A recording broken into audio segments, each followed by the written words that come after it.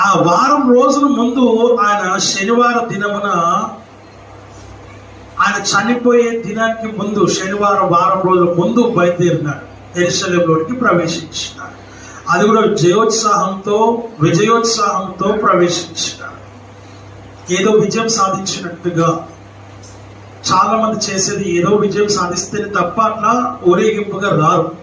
కానీ ఇక్కడ విజయోత్సాహం ఏంటిదయ్యా అంటే, ఆయన ముందే తన మరణమును లేక తన యొక్క ప్రాణమును పెట్టుట ద్వారా మానవాళికి, లోకమునకు పాప క్షమాపణ కలగ చేయడానికి, తన ప్రాణం పెట్టడానికి, తన ప్రాణమును అర్పించడానికి, ఆయన బలియాగముగా అవ్వడానికి యెరూషలేములోనికి మరణమును కౌగిలించుకోవడానికి వస్తూ ఉన్నటువంటి కార్యక్రమం. దాన్ని ఎలా తీసుకొస్తున్నారంటే విజయోత్సాహముగా లోనికి ప్రవేశించారు. ఎక్కడికి?